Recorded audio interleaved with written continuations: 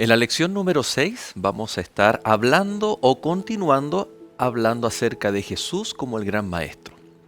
Pero esta vez enfocándonos en sus formas y actitudes frente a ciertas situaciones muy particulares, en donde probablemente si nosotros hubiésemos estado en el lugar de Jesús, hubiésemos actuado de una forma diferente, dejándonos un gran ejemplo el cómo tratar a aquellas personas que están en búsqueda de algo mejor, en búsqueda de Dios o que tienen necesidades en su vida diaria.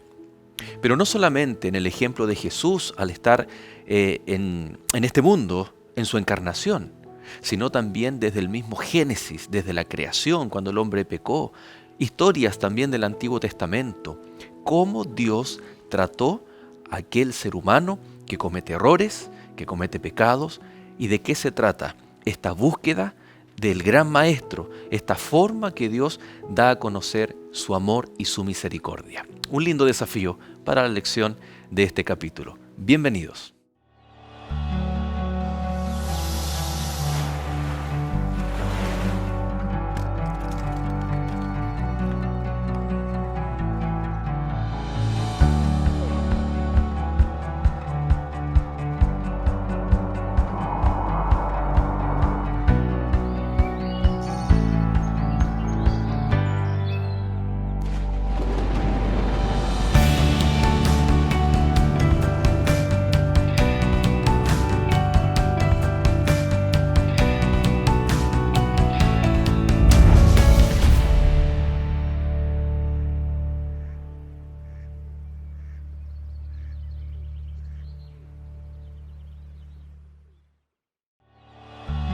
Esta semana, más lecciones del Gran Maestro. Y Jesús le dijo: Vete, tu fe te ha salvado. Y enseguida recobró la vista, y seguía a Jesús en el camino. Marcos capítulo 10, versículo 52.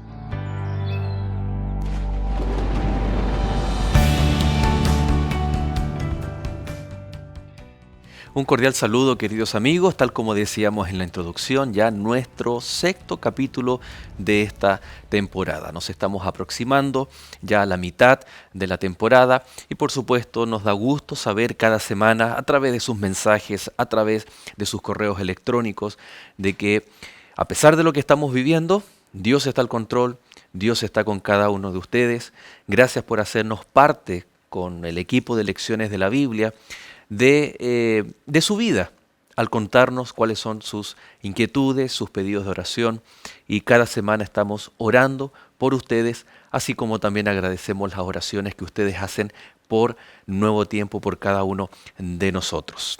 Una linda relación, interacción con nuestros amigos, de estar orando los unos por los otros. Querido Roy, bienvenido. Gracias, Joel. Contento de estar nuevamente aquí acompañando este tema tan importante, tan relevante para nosotros. Así es. Un gran desafío porque muchas veces nuestras conductas pueden estar estereotipadas por lo que vemos a nuestro alrededor, pero vemos que en el ejemplo de Jesús, el estereotipo que existía, el estereotipo religioso, muchas veces Jesús rompía el molde en su forma y trato con aquellos que necesitaban de Dios, pero que por alguna razón estaban siendo descuidados, ¿no? Muy radical. No sé si la palabra a lo mejor queda pequeña todavía.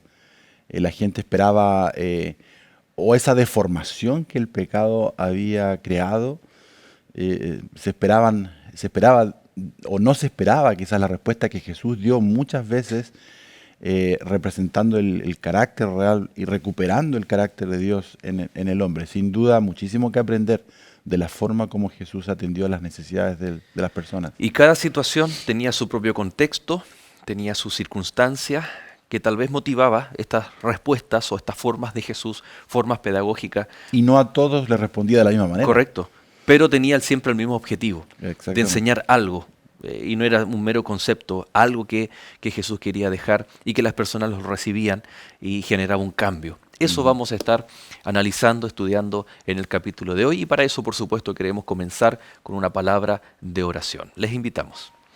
Querido Padre y buen Dios, gracias te damos por el privilegio nuevamente de abrir tu palabra.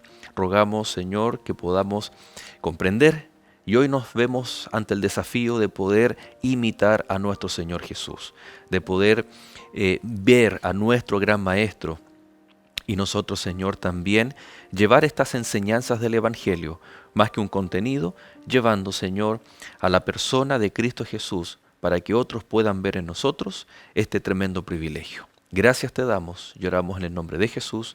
Amén, Señor. Amén. Es interesante acordarnos de cómo Jesús trataba a las personas, ¿no? De las respuestas que Jesús daba. Cuán importante es reconocer de que somos distintos, de que estas diferencias provocan necesidades distintas, o peor aún, podemos tener las mismas necesidades, pero la forma de suplirlas son completamente diferentes. Y aquí es donde se requiere la tremenda ayuda del Espíritu Santo para ayudarnos a descubrir estas diferencias y poder suplirlas de acuerdo a cómo la persona requiere y para que el propósito final se pueda cumplir. ¿Sabes, Joel? Tú mencionas recién la importancia de las respuestas de Jesús. A mí me impresionan, claro, las respuestas, pero el tema de esta semana también nos llevó en un momento a reflexionar en las preguntas de Jesús, que no son preguntas para aumentar su conocimiento, no son preguntas que él hace porque desconoce la situación, sino porque quiere invitarnos a una reflexión.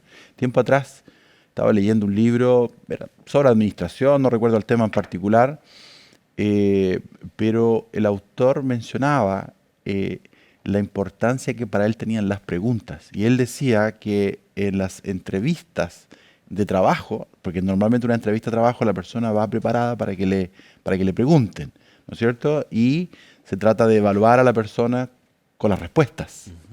Él dice, yo hago diferente.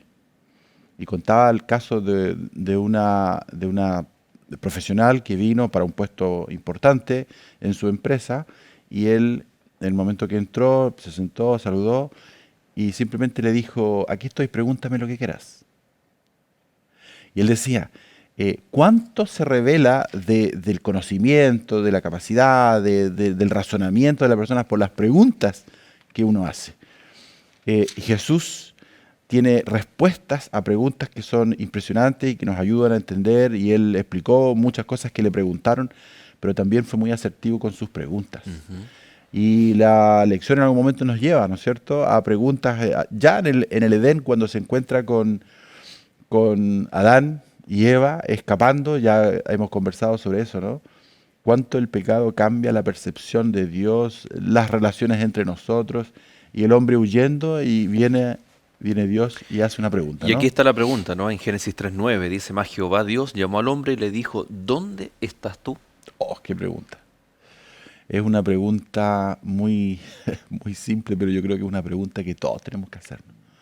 Nosotros hemos estado semana tras semana hablando sobre educación verdadera, sobre educación cristiana, sobre una cosmovisión, sobre principios, sobre valores. Es necesario hacernos la pregunta, ¿dónde estoy yo? Hemos hablado de, ¿no es cierto?, la sensibilidad que debe tener el profesor, la sensibilidad que debe tener un pastor al acercarse a las personas. Esa pregunta es, ¿dónde estoy? No es una pregunta porque Dios no sepa dónde estamos o no conozca nuestras necesidades, pero es una pregunta que nos invita y debe generar en nosotros una reflexión, un análisis, realmente dónde estoy en el plan del Señor, dónde estoy en lo que el Señor espera que haga. Tengo un modelo, Cristo es un gran ejemplo, hay una imagen, un carácter perfecto. ¿Dónde estoy yo en el camino a ese carácter? Es una pregunta muy profunda, la pregunta que le hace Dios a Adán. Adán, ¿dónde estás? ¿Dónde estás? Y Adán tiene que reconocer y tiene que mirarse a sí mismo y ver que él está huyendo. Y analizar por qué está huyendo. Es una pregunta muy, muy profunda. Es como cuando los niños cometen alguna acción, algún error, Sí. y claramente los padres saben lo que ocurrió, pero uno los entrevista y les pregunta qué pasó.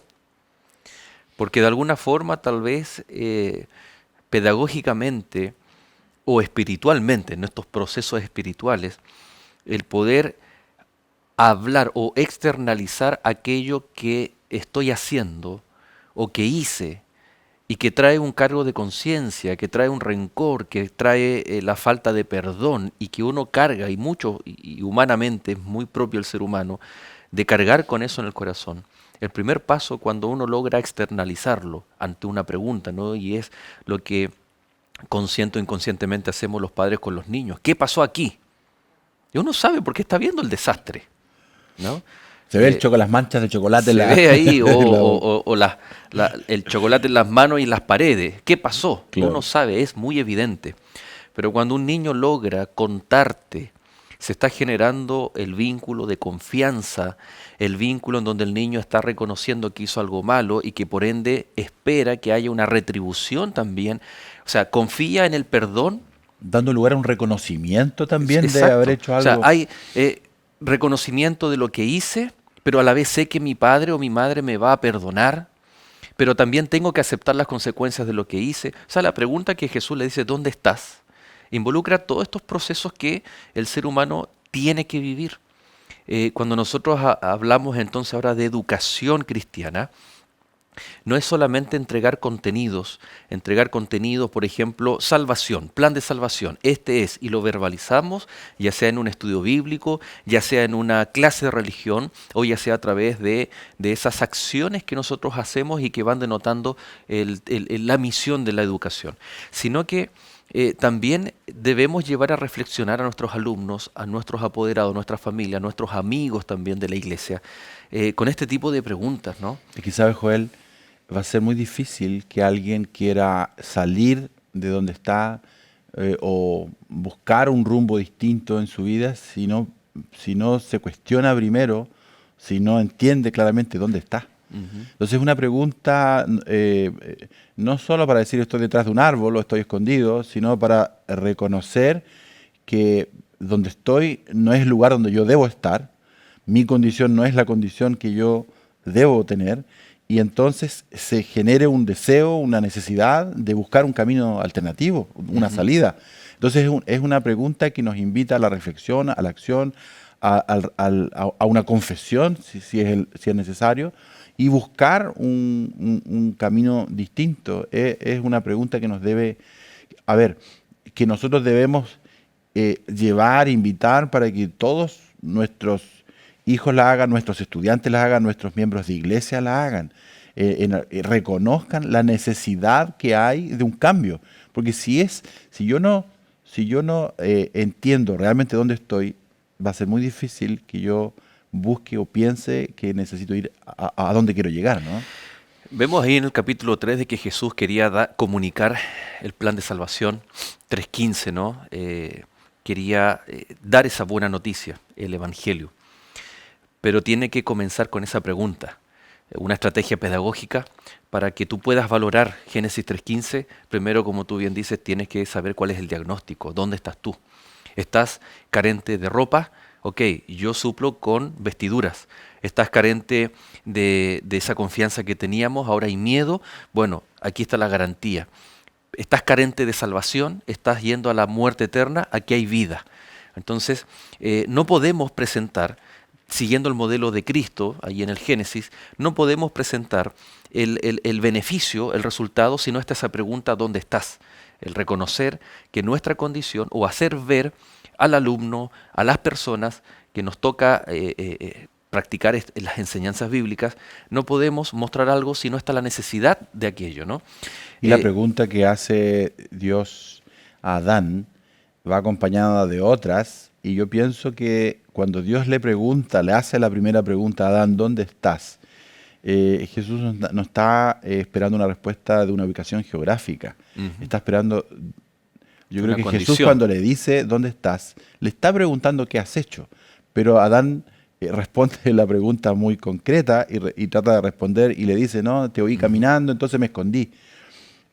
La pregunta del Señor, como la respuesta todavía no es tan clara, y el Señor lo va conduciendo, interesante cómo va, una pregunta se va complementando con otra, hasta que le pregunta, ¿no es cierto?, en el versículo 13, ¿qué has hecho? Yo creo que la pregunta original, ¿dónde estás?, apuntaba allá, ¿no es cierto?, a un reconocimiento. ¿Qué has hecho?, le pregunta Dios a Adán. Sí, vamos a ir desarrollando también en los siguientes bloques, Roy, los puntos de contacto de Jesús. Es extraordinario cómo Él se presenta y tal vez me estoy acordando del ejemplo del mensaje a las 7 iglesias. Porque Jesús se presenta como aquel que suple la necesidad que está viviendo la iglesia en aquella época cristiana. Aquel que tengo las llaves de la muerte. Y se presenta a la iglesia en una época en donde estaba muriendo, producto de las persecuciones, de la Inquisición, los mártires. Y Jesús dice, ¿cuál es tu problema? ¿Estás muriendo por el Evangelio? Bueno, yo soy capaz de darte la vida eterna. Entonces, vemos, por ejemplo, y permíteme nuevamente volver al ejemplo de qué pasa con el tema del autismo, ¿no? Antes del autismo, solamente complementando esa idea que tú mencionaste de las 7 iglesias, el mensaje a las 7 iglesias que representa, ¿no es cierto?, un periodo histórico de la iglesia, a todos comienza de la misma manera. Conozco tus obras. Me habla de un Dios muy presente, un Dios que sabe, un Dios que conoce, un Dios que está en medio nuestro. Dice, yo conozco tu necesidad. Y entonces viene una advertencia en algunos casos, pero termina siempre con una esperanza, ¿no? Al vencedor le daré, y entonces hay una promesa también para cada uno. Y eso es lo que a eso iba, ese punto de contacto que Jesús tiene, obedece a un conocimiento previo. A un relacionamiento. Obviamente Jesús no nos conoce. Mateo dice que hasta los cabellos de nuestra cabeza. Y fíjate que yo siempre digo a las personas que trabajan con autismo, por ejemplo, profesores, que trabajar con niños con autismo es muy fácil, pero a la vez muy complicado. Y no depende del diagnóstico del niño, depende de mí. O es muy fácil o es muy complicado. Y ¿por qué es fácil? Porque es tan simple como llamar por teléfono o hacer una visita y preguntarle a los papás o ver in situ cuáles son los gustos favoritos del niño. Supongamos que, por ejemplo, sean los dinosaurios. Tú quieres trabajar con niños con autismo, entonces yo te digo, el caso de mi hijo le gustan los dinosaurios. Doble tarea, porque vas a tener que aprenderte Anquilosaurios, Deinonychus y todos los dinosaurios habido y por haber, porque el niño maneja esos dinosaurios. ¿Qué pasa si en el aula, en la iglesia o en una visita hacia la familia, con esa necesidad especial, tú llegas con un auto, un carro de juguete y le dices, mira lo que te traje? Puede ser que no captes la atención del niño, no hay punto de contacto, erradamente se dice, no entraste en su mundo. No, los niños con autismo están en nuestro mundo, tienen también experiencias como todos nosotros. Pero es diferente cuando tú llegas con su dinosaurio favorito. Puede ser muy fácil o muy difícil también llevar el evangelio. Y no depende del evangelio, no depende, de repente nos excusamos y decimos, no, es que el secularismo, es que la gente cada vez está más difícil, la cultura, etcétera. No, el problema somos nosotros. Por ejemplo, Jesús en Juan capítulo 4 se enfrenta, hay una mujer, hay un pozo, hay un contexto y hay un punto de contacto. Yo tengo un vecino que es duro de corazón, pero que a mi vecino le gusta la mecánica. Yo también algo sé de mecánica, ¿no? Y de hecho hay una película llamada La Ventana que muestra perfectamente lo que estamos comentando. Jesús es el gran maestro para no solamente entregar un contenido a través de parábolas, por ejemplo, no solamente, como decíamos el capítulo anterior, mostrar al Padre, misión extraordinaria, sino también para que todo eso se logre, el punto de contacto es clave. Para conectarse con las personas. Para conectarse, ¿no? Entonces, cuán importante es que esto se lleve a cabo también, por ejemplo, en el aula, en la iglesia, con nuestros amigos, el primer punto de contacto, el poder conocer. Y Jesús era un maestro con respecto a aquello. Esta situación de pandemia, de educación remota, ha generado desafíos enormes en ese sentido. Fíjate que ya el punto de contacto es complejo en una educación presencial, ¿ya? Cuando la educación debe ser realizada a través de una pantalla, ese punto de contacto se complica. Pero tiempo atrás conversaba con otro director de otro de nuestros colegios que me contaba justamente, y me hablaba de una profesora joven. Hay un aspecto de esto de la educación remota que hemos tenido que ir trabajando, que es el tema de la asistencia, que no siempre la inasistencia refleja un desinterés, hay situaciones muy particulares y ahí entra todo lo que tú estás diciendo. Puede ser que incluso él diga yo tengo computador, pero a lo mejor es un computador en la familia y el padre tiene que trabajar, la madre tiene que hacer alguna otra actividad y entonces es súper importante esa empatía, ese conocimiento, el entender la situación de la otra persona. Pero volviendo a lo que te decía, el director me comentaba, ¿no? De cómo esa profesora conseguía conectarse con los estudiantes.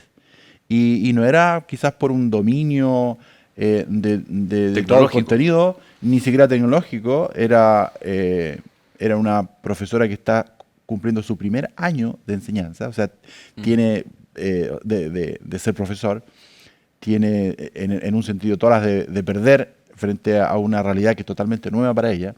Sin embargo, me contaba el director que ha logrado conectarse y que los estudiantes, ninguno se quiere perder la clase de ella, y es una oportunidad que ella tiene entonces para dar su clase y lo hace justamente conectándose con la situación particular de cada uno. Eso genera una reacción. Cuando alguien se preocupa de mi necesidad específica, especial, yo digo, wow, esa persona está preocupada por mí y genera una reacción distinta, una respuesta distinta. Y en el siguiente bloque vamos a estar viendo cómo en el caso de Jesús, lo que tú mencionas, cómo se conectó, cómo generó cosas que son sorprendentes e incluso inesperadas para la gente que estaba rodeando a Jesús, incluyendo a los propios discípulos. Queridos, hacemos un alto y ya regresamos en el segundo bloque.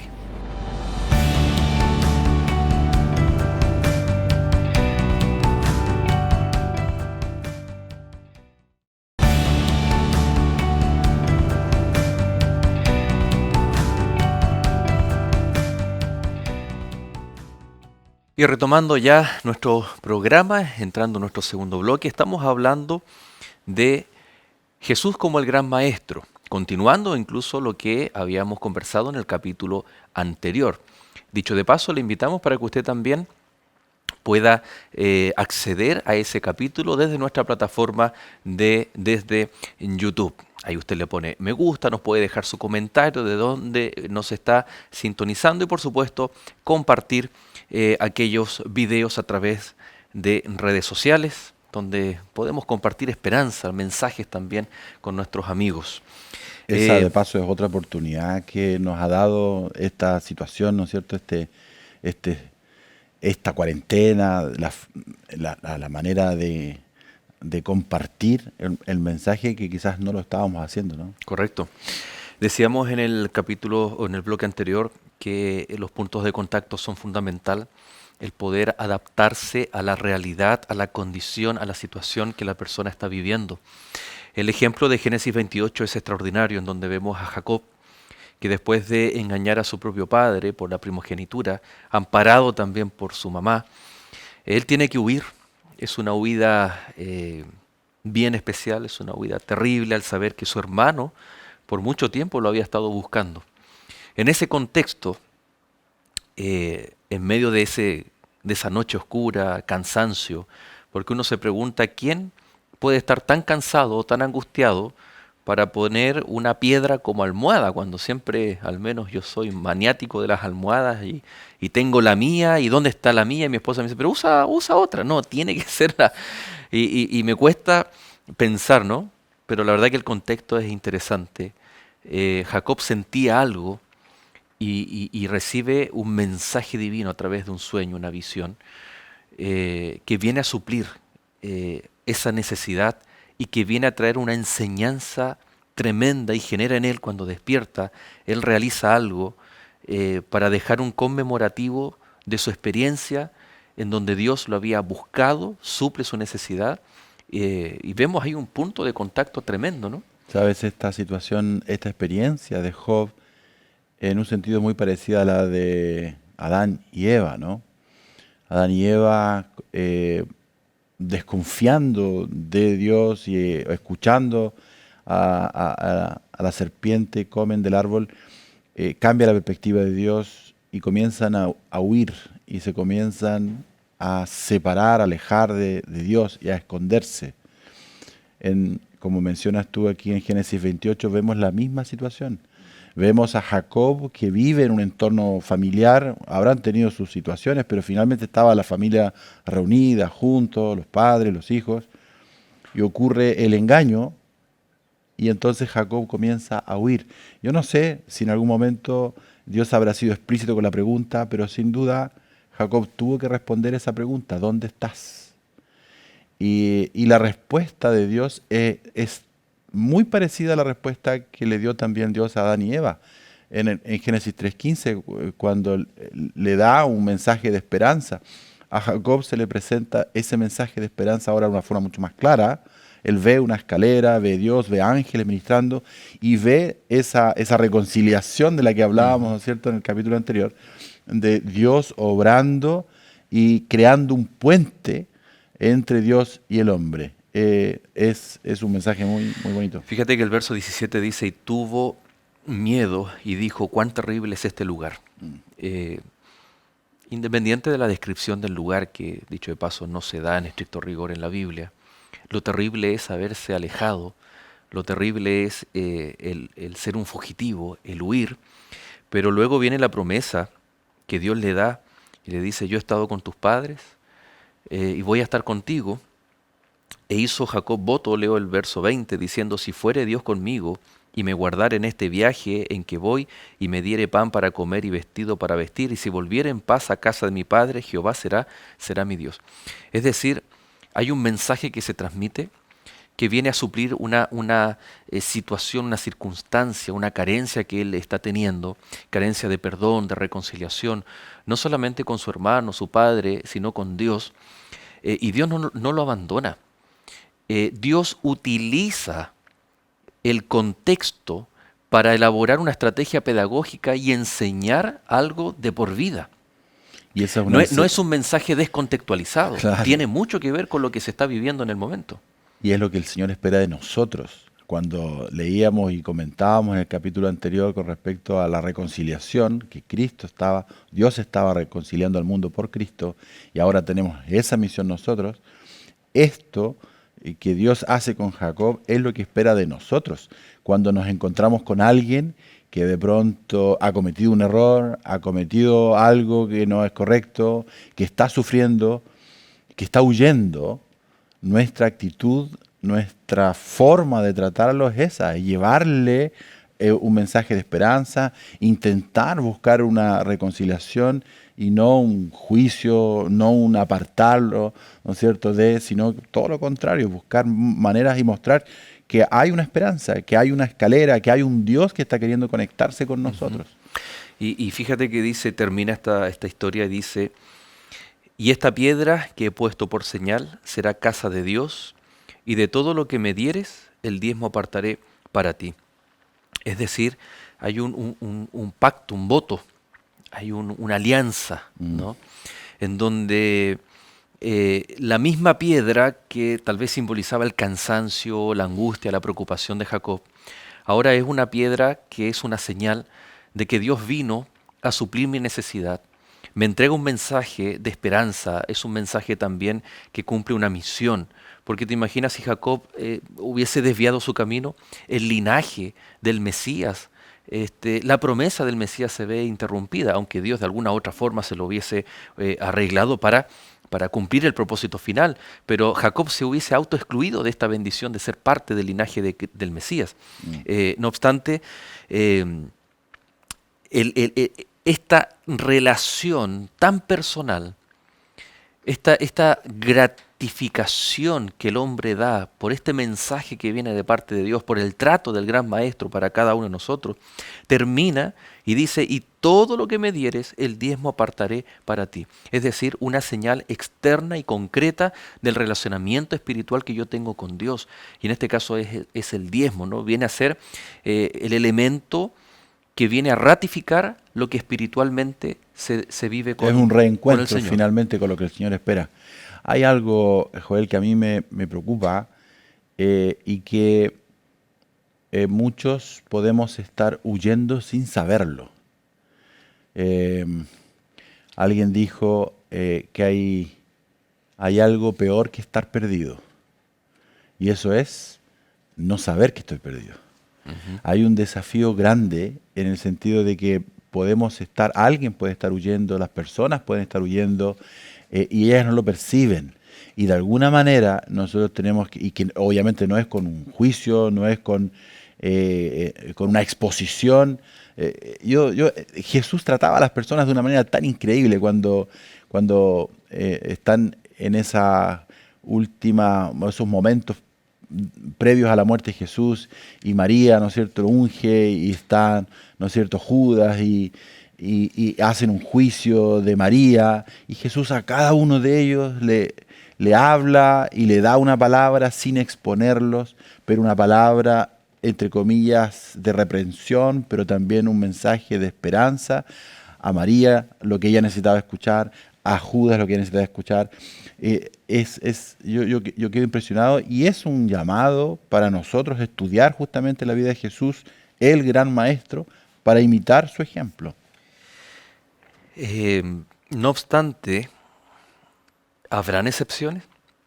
¿Será que Jesús de alguna forma cambia su trato con algunas personas y nos cuesta comprender tal vez a simple vista?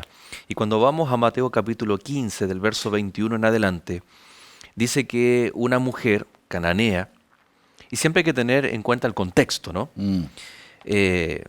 Clamaba, diciéndole, Señor, hijo de David, ten misericordia de mí, mi hija es gravemente atormentada por un demonio. Aparentemente el escenario era, entre comillas, vamos a atrevernos a decir, el favorito, o dadas todas las circunstancias, las condiciones. Recordemos que Bartimeo, el ciego, prácticamente había dicho las mismas palabras, Señor, hijo de David, ten misericordia de mí. Y los discípulos lo hacen callar, pero resulta que Jesús tiene misericordia, se acerca, y ya lo habíamos mencionado antes, que el ciego veía mucho más que el resto de las personas que no estaban en esa condición. Aquí la mujer dice exactamente lo mismo.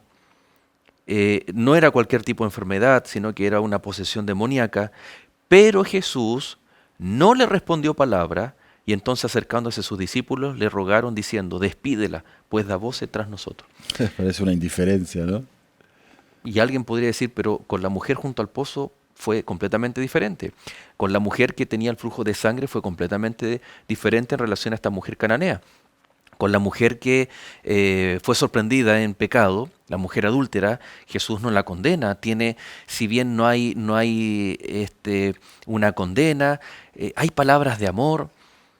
¿Por qué es tan diferente? Y más adelante le dice, discúlpame mujer, pero no soy enviado a ustedes, sino solamente a la casa de Israel. No soy enviado a los perdidos, sino a la casa de Israel. ¿Por qué Jesús hace todo este formato de encuentro?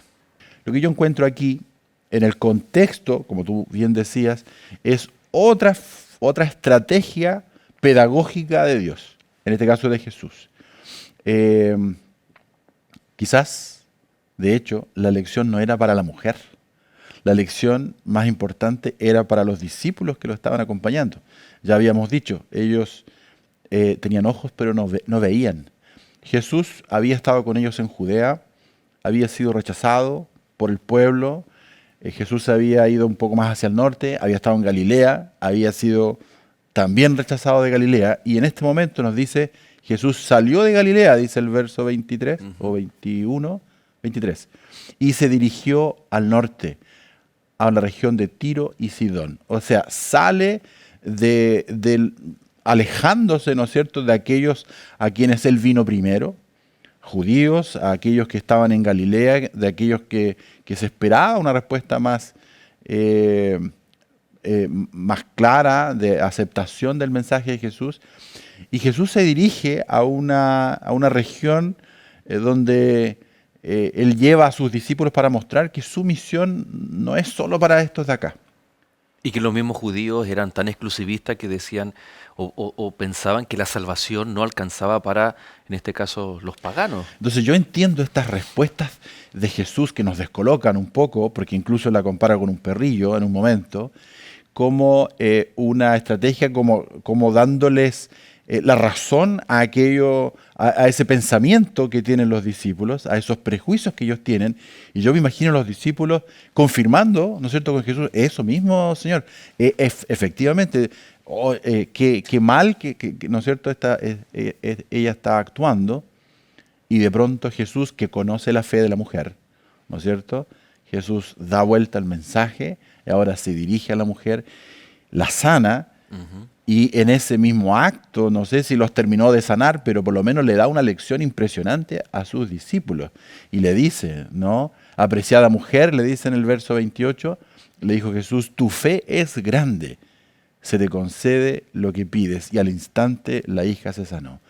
Jesús aprovecha cada oportunidad, no solo para llevar sanidad a la persona que necesita, sino también para dar lecciones a aquellos que están presenciando esos milagros, en este caso a sus discípulos, ¿no? Sin duda Jesús conocía el corazón de la mujer y sabía que sus respuestas adversas o sus respuestas tipo barrera, o partiendo desde su indiferencia hasta las respuestas que Jesús le daba, no iban a menguar su ánimo ni su fe. Al contrario. De lo contrario, Jesús nunca hubiese puesto a prueba una fe débil y que la persona se hubiese dado media vuelta y hubiese proliferado el que no, él no es lo que los judíos dicen que él es. No es el Mesías, no hace milagros, no quiso sanarme. Y la verdad que se hubiese levantado toda una serie de prejuicios en contra de Jesús. Él conocía la mujer y, como tú bien dices, quería dejar una tremenda enseñanza para los discípulos. El verso 24, solo destacar, 25, dice, entonces ella vino y se postró ante él diciendo, Señor, socórreme. La palabra en el idioma original no es simplemente, o no denota postrarse solamente para ganar el favor de alguien, humillándome. Cuando suplicamos y nos postramos de rodillas, por favor, sino que también tiene la connotación de adoración, ¿no? La palabra para adorar, lo adoró.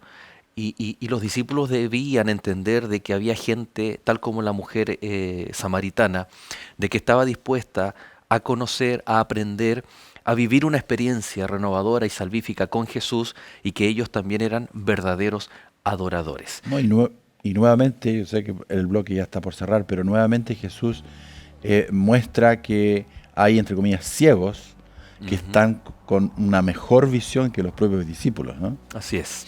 Vamos a hacer un alto, queridos amigos. Está muy, muy interesante la conversación y ya regresamos.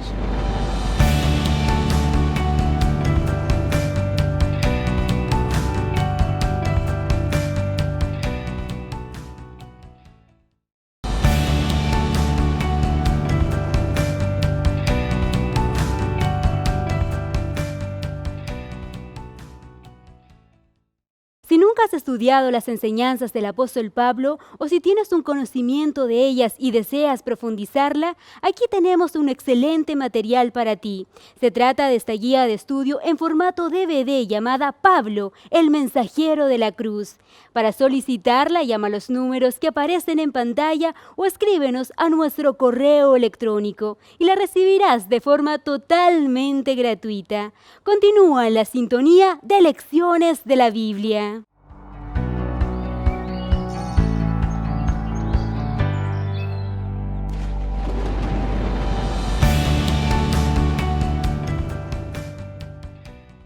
Y ya estamos de regreso. Muchas gracias, queridos amigos. Recordando que cada semana, en cada emisión de nuestro capítulo, en cada momento usted puede tomar su teléfono o enviar a través de algún dispositivo o computadora algún mensaje al ponerse en contacto con Nuevo Tiempo para recibir los lindos materiales que Escuela Bíblica tiene preparado para ustedes. Además, no solamente usted puede recibir los materiales de Escuela Bíblica, sino también consulte, pregunte, porque en cada país la Escuela Bíblica también está desarrollando clases online, clases bíblicas online de nuestros amigos de Nuevo Tiempo.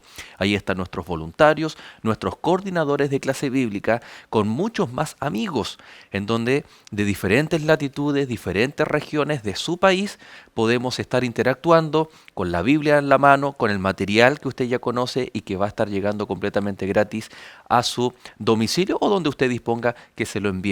Y de esa forma, tal como aquí con Roy estamos conversando acerca de ciertos temas semana tras semana, también se puede hacer con los temas que los materiales de Escuela Bíblica están preparados y de forma completamente gratis y online. ¿no? Tenemos que adaptarnos también a las condiciones. A la nueva realidad. Y el Evangelio no se detiene. Y la predicación y el compartir de Cristo tiene que también tener estas adaptaciones, pero en el fondo el contenido, el mensaje siempre es el mismo. Hablando de métodos, ¿no? De Ujú. enseñanza, yo te decía en algún momento lo que me impresiona de Jesús cuando Él adapta su metodología, que en un principio Mateo lo presenta, ¿no? En los primeros capítulos un mensaje muy claro, un mensaje muy directo, el Sermón del Monte, ¿no es cierto? Mateo 5, 6, 7, enseñanzas muy claras, muy directas, pero que en su momento le empezaron a traer problemas a Jesús. Empezó a levantarse, especialmente entre los líderes, entre los sacerdotes, entre los ancianos, empiezan a buscar en Jesús ocasión para, ¿no es cierto?, acusarlo, y entonces Jesús hace una adaptación de su metodología y comienza a enseñar con parábolas.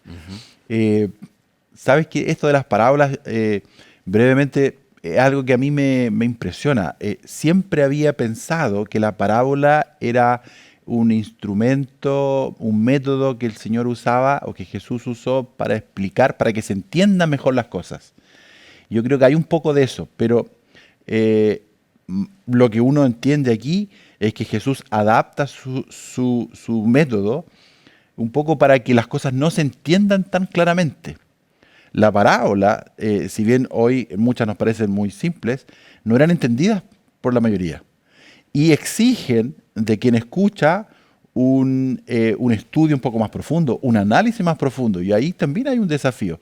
Siempre que yo pienso, ¿no es cierto?, en nuestras escuelas, en nuestros colegios de la Biblia, un libro de texto, no es solamente un versículo devocional, sino justamente poder estudiar y entender y ver, relacionar una cosa con la otra. Muchas o todas las preguntas de la Biblia se interpretan aquí mismo, y yo quedo maravillado cuando uno analiza las parábolas y ve cómo el Señor va transmitiendo y va enseñando de una manera tan gráfica, ¿no? Y en algunos casos, como tú bien dices, la gente le pedía explicación al no entender y Jesús explicaba. Tenemos la parábola del sembrador que Jesús también toma el tiempo para explicarla.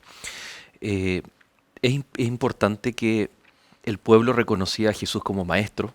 Muchos le dijeron maestro o rabí, pero algunos que eran maestros, que eran rabinos, se acercan a Jesús. Estoy pensando en Nicodemo, ¿no? Y le dice, sabemos que has venido y que eres rabí, le dice, sabemos que has venido. Eh, pero no hay una declaración pública ni un reconocimiento. En el fondo, claramente Jesús era reconocido como maestro por sus métodos, por sus enseñanzas, muy, muy importantes. Eh, pero en el caso de Nicodemo, él ve mucho más allá. Porque en ese contexto, ya tener un grupo de seguidores, de discípulos, te transformaba en maestro. Pero en el caso, insisto, de Nicodemo, él ve mucho más allá, ve a alguien que tiene no solamente un contenido que entregar, enseñanzas prácticas de vida, sino que tiene enseñanzas de vida eterna. Y Jesús, cuando Nicodemo va de noche, identifica esta necesidad, que el maestro hay cosas que no sabe o que necesita experimentar.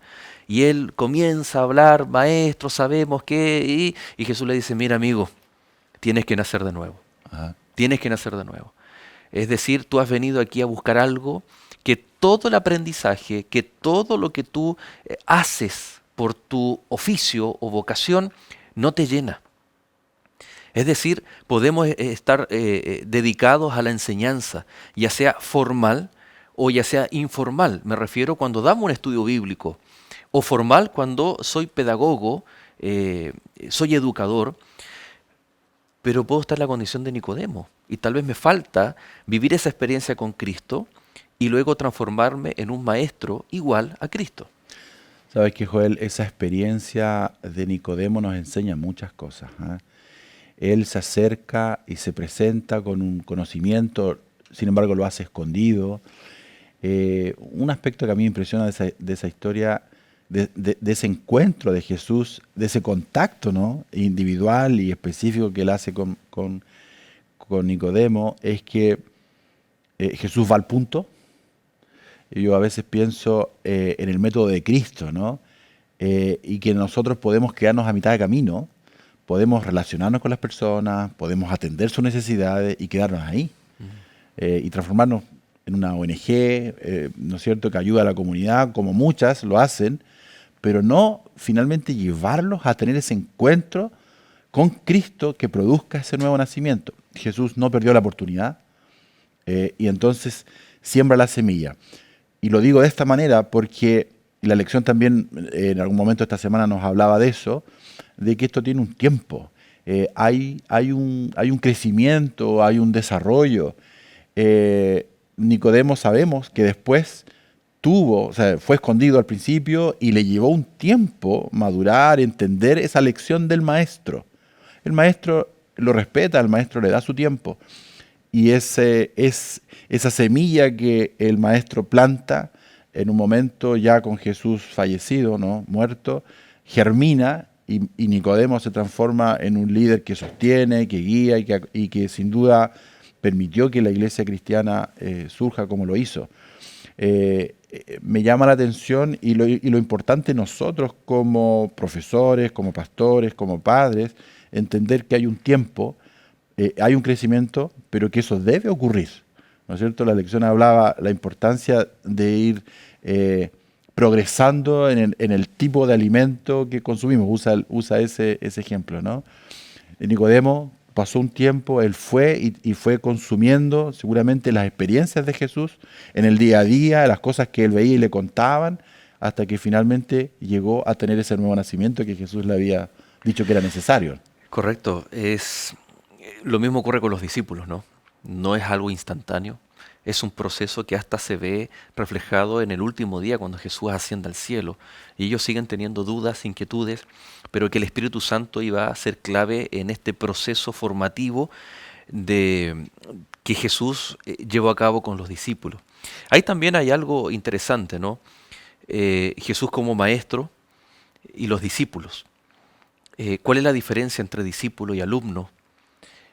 Si bien nosotros tenemos en nuestro sistema formal tenemos alumnos, pero ¿será que debemos verlos también como discípulos? ¿Y cuál es esa diferencia entre alumno y discípulo? Discípulo es aquel que realmente sigue los pasos de Jesús. Los discípulos vivían con Jesús, los discípulos acompañaban a Jesús en todo lo que él hacía. Y Jesús transmite entonces para ellos lo que Él espera. Ellos van transformando y van aprendiendo a vivir como Jesús vivía, que es lo que Él espera.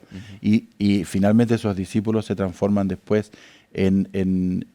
cuando Jesús les da la misión de llevar el Evangelio a otros y en hacer discípulos. El discipulado no como una acción puntual, sino como un estilo de vida. Es un estilo que debe acompañar la vida completa del discípulo de Cristo, que ahora es también un discipulador, ¿no? Y bueno, y ahí está el mandato, el imperativo de Jesús de ir y hacer discípulos. La pregunta es, ¿podemos entonces, lo hemos conversado en otros contextos, en otras lecciones, de otras temporadas, digo, del valor del discipulado, ¿no? Ya sea a nivel personal, con otro, con un amigo, a nivel de familia, el discipulado que también es interno dentro de la familia. ¿Y se puede aplicar también en nuestro alumnado?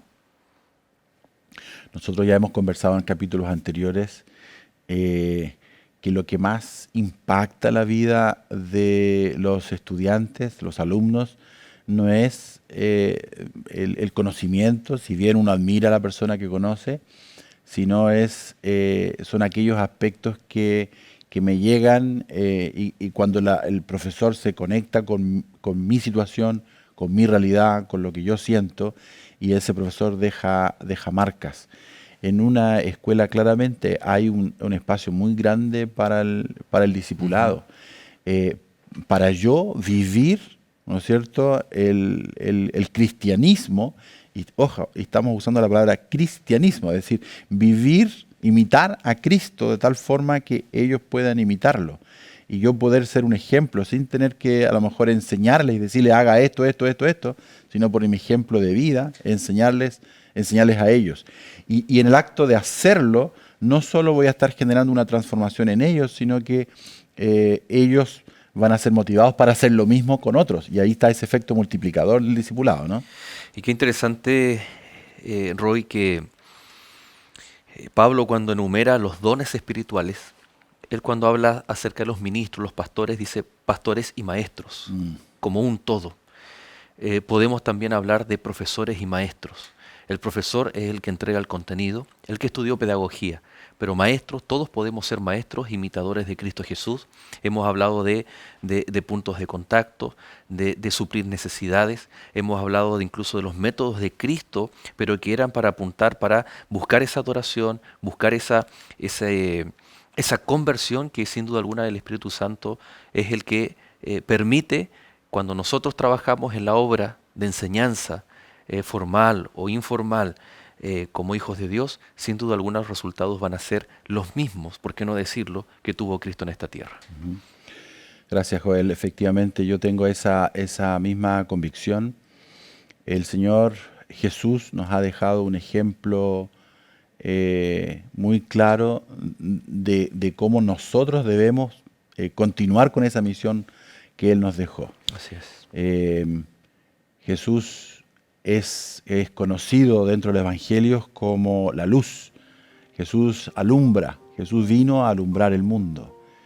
Pero también Jesús y la Biblia nos dice que nosotros somos la luz. Es decir, Jesús se retira y ahora nosotros somos quienes debemos llevar al mundo ese mensaje. Es un gran desafío. De Jesús, el gran maestro, tenemos muchísimo que aprender, muchísimo que conocer de las preguntas, de la forma como Él trataba a las personas, de la compasión que Él tenía, de la forma como Él atendía la necesidad específica de cada uno. Que el Señor nos ayude a tener esa misma empatía, esa misma preocupación, esa misma dedicación, no solo para atender una necesidad física, no solo para atender algún aspecto puntual de una enseñanza, de un conocimiento, sino que el Señor nos ayude especialmente para poder llevar ese mensaje de esperanza, para que esas personas, por medio nuestro, por medio de nuestro ejemplo, puedan acercarse a Cristo, conocerlo, relacionarse con Él y acceder a lo que el Señor quiere, que es salvarnos a todos. Los invito a tener una palabra de oración. Querido Padre nuestro que estás en el cielo, Señor, hemos conversado en estos momentos sobre Jesús como el gran maestro que vivió en esta tierra. Y los motivos son de sobra. Señor, el mensaje que Él trajo, la persona que Él fue, la forma como Él se conectó, la forma como trató. Señor, el carácter de Dios fue revelado por medio de Cristo. Te agradecemos por ese gran ejemplo, te agradecemos por la salvación que Él nos trajo. Y Señor, te pedimos que tú nos ayudes a poder continuar con esa misión que Jesús ha dejado en todos nosotros. Que podamos ser esas luces, que podamos ser esos profesores, esos pastores, esos amigos que lleven esperanza a aquellos que más lo necesitan. Ayúdanos a tener esa sensibilidad para atender las necesidades de las personas y para llevarlos a los pies de Cristo. Es lo que te pedimos, Señor, y agradecemos desde ya en el nombre de Jesús. Amén. Amén. Amén. Muchas gracias, Roy, por habernos acompañado en este capítulo. Y por supuesto a cada uno, como siempre, queridos amigos, agradecemos la compañía. Les esperamos en el siguiente capítulo con una nueva temática que tiene que ver con la educación bíblica y la educación cristiana. Y les dejamos invitados para que usted siga en compañía de Nuevo Tiempo, Canal de Esperanza. Que Dios te bendiga.